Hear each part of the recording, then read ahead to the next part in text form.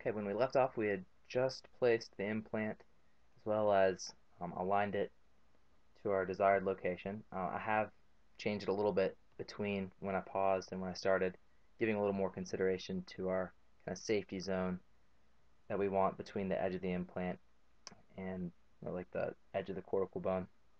I don't claim to be trained in implant placement. I just know a little bit about it.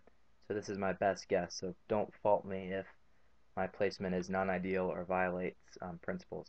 Like I know that we're kind of close to adjacent structures here and pretty tight down here near the roots. So now that we've done that, we can leave behind our implant tools. Oh, no, we need to do one more thing. And that is, again, process for fixed. And that will bring the implant now under the parenthood of the master model.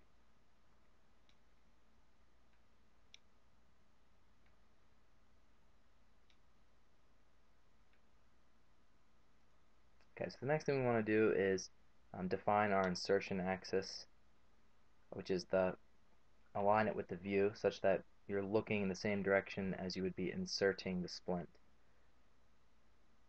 And we also need to make sure we're kind of in the base layer, otherwise some things won't come along for the ride. That's a bug I need to fix. Just make sure you're on this layer right here.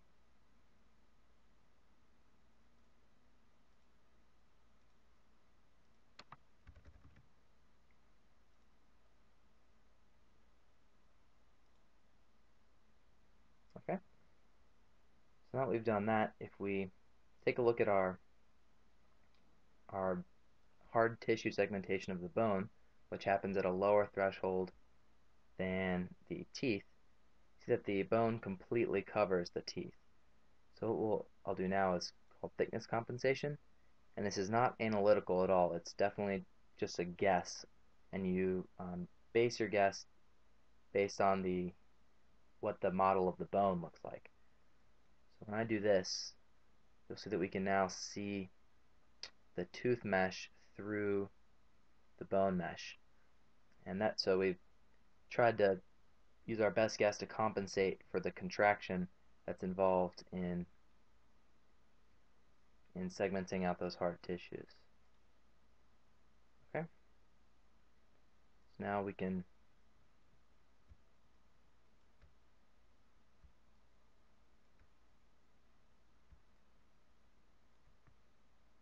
mark the occlusal plane,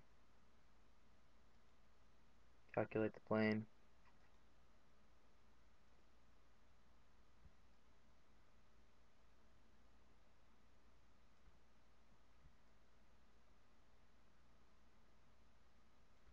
and just again remember to go from buccal to lingual, always going the same direction.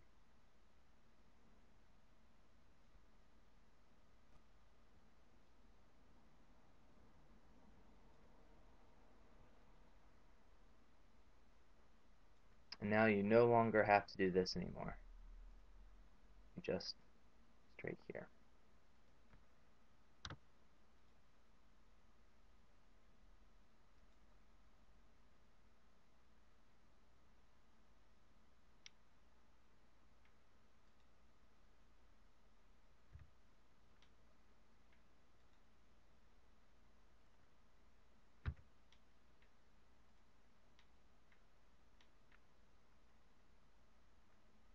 And just to show you what the effect of, if I turn off this thickness compensation,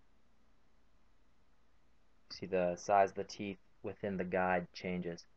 So that thickness compensation also helps to ensure that the splint does not bind onto the teeth. Okay, and that is it. Thank you for watching.